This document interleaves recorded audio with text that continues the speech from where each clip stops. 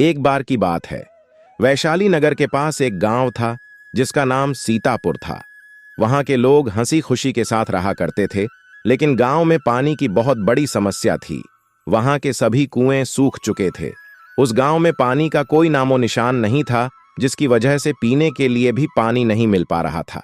गांव में पानी नहीं होने के कारण वहां के लोग दूर के किसी दूसरे गांव से पीने के लिए पानी लाया करते थे, लेकिन दूरी ज्यादा होने के कारण पानी लाने में सुबह से शाम हो जाती थी, जिसके कारण वहां के लोग काफी परेशान थे। उनके कुछ समझ में नहीं आ रहा था कि इस परेशानी का हल कैसे निकाला जाए। एक दिन गांव के सरपंच ने गांव के सभी बड़े बुजुर्गों को अपने पास बुलाया और सभी से इस समस्या के समाधान के बारे में पूछा। गांव के किसी भी व्यक्ति को इस समस्या का कोई भी समाधान समझ में नहीं आ रहा था और कोई भी व्यक्ति इस समस्या का समाधान नहीं बता सका। तब गांव के सरपंच ने निर्णय लिया कि सभी लोग इस गांव को छोड़कर किसी ऐसी जगह पर चलते हैं जहां पर पानी आराम से मिल सके। लेकिन सभी के पास समस्या यह थी कि कोई भी अपना घर, सामान और जमीन को छोड़कर कैसे किसी दूसरी जगह पर जा सकता है। किसी को भी व्यक्ति इस समस्या का समाधान नहीं सूझ रहा था। सभी लोग परेशान और लाचार थे। सभी यही सोच रहे थे कि पता नहीं अब हम सब लोगों का क्या होने वाला है। तभी दूर से एक भिक्षु गांव की तरफ आता हुआ दिखाई दिया। जैसे ही वह भिक्षु उनके पास आया, सभी लोग उनके पास गए और उनसे अपनी सारी परेशानियों के बारे में बताया और कहा कि हे महात्मन, अब आप ही हमारी समस्या का समाधान करो।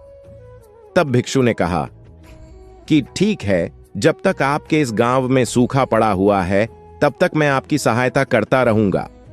मैं भगवान बुद्ध के दिए हुए इस पात्र से सभी को पानी दूंगा, लेकिन मेरी कुछ शर्तें हैं।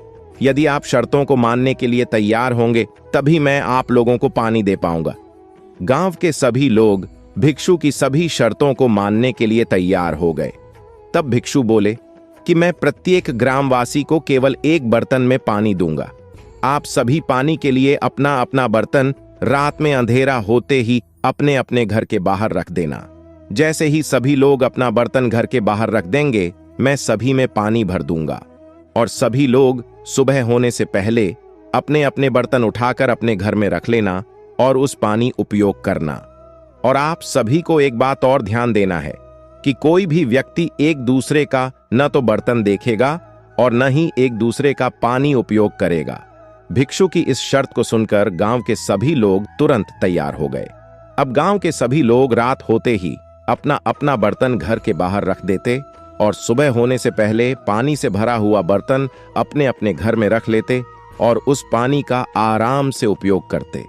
इसी तरह कई दिन बीत गए तो एक दिन गांव का सरपंच गांव के लोगों से मिला और पूछा कि सभी लोगों को पानी सही से मिल रहा है या नहीं। तब कुछ लोगों ने बताया कि उन्हें पीने का भरपूर पानी नहीं मिल पा रहा है।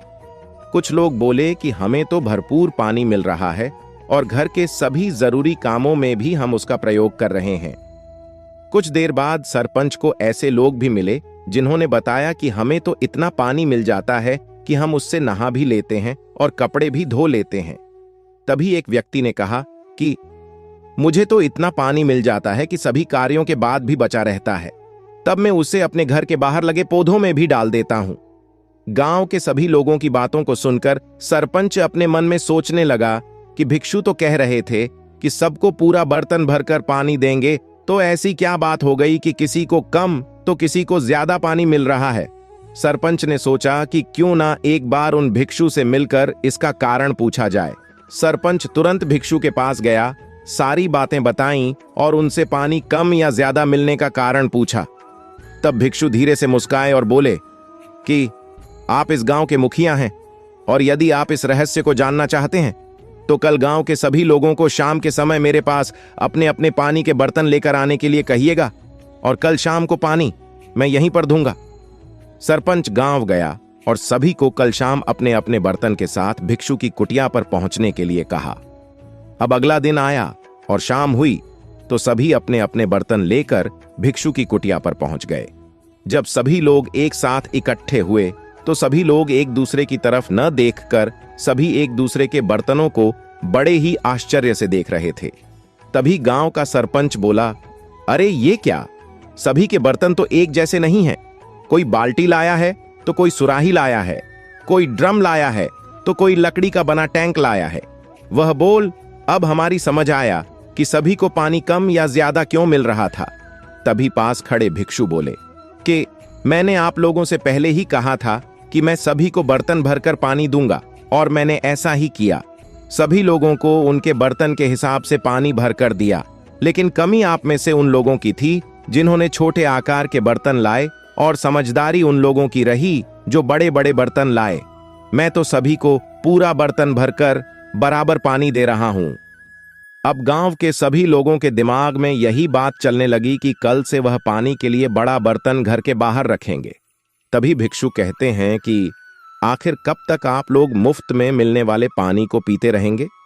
उन्होंने कहा कि जिस प्रकार मैंने बर्तन के आकार के हिसाब से आप सभी को पानी दिया, जिसका जितना बड़ा बर्तन उसको उतना ज्यादा पानी मिला, यही चीज आप सभी की सोच पर भी लागू होती है। जिसकी जितनी बड़ी सोच होगी वह प्रकृति से उतना ही ज्यादा प्राप्त कर सकेगा। प्रकृति आपको उतना ही देती है जितनी बड़ी आपकी सोच होती है। भिक्षु कहते हैं कि आपके गांव में पानी की कमी है, ऐसे में आप लोगों की सोच थी कि गांव को ही छोड़ दिया जाए। इससे परेशानी का हल नहीं मिल जाता है। जिस प्रकार कोई व्यक्ति परेशानी का समाधान न मिलने पर जीवन छोड़ने के बारे में सोचने लगता है, उसी प्रकार आप लोग गांव को छोड़ने के बारे में सोच रहे हैं। अब जिस प्रकार आपको अधिक पानी पाने के लिए अपने बर्तन को बड़ा करने की जरूरत है, उसी प्रकार गांव में पानी लाने के लिए आपको अपनी सोच को भी बड़ा करने की जरूरत है। भिक्षु की इस बात को सुनकर गांव के लोग एक दूसरे की तरफ देखने लगे। भिक्षु के द्वारा दी गई सीख को अब गांव का हर एक व्यक्ति समझ चुका था। अब वह गांव वाले समझ चुके थे कि अब उन्हें क्या करना है। गांव के सरपंच ने फिर से एक सभा बुलाई, जहां पर गांव के सभी लोग एक जगह एकत्रित होकर गांव में पानी लाने के नए नए विचार एक दूसरे को देने लगे। अब उनके बीच में नई संभावनाएं जन्म लेने लगी। अब धीरे धीरे गांव के लोगों की सोच बढ़ने लगी। अब उनकी सोच गांव से निकलकर वहां पहुंच गई जहां बहुत बड़ी नदी थी, जो गांव से काफी दूर थी। लेकिन अब गांव के सभी लोग कुछ बड़ा करने की सोचने लगे। 3 दिनों की सभा के बाद एक बहुत बड़ा निर्णय लिया गया। अब गांव के सभी लोग एकजुट होकर गांव से लेकर नदी तक के लिए खुदाई शुरू कर दी। 4 महीनों की कठिन परिश्रम के बाद एक नहर नदी से गांव तक खोदी जा चुकी थी। अब पानी की लहरें गांव तक पहुंच चुकी थीं। गांव के सभी लोग बहुत खुश थे।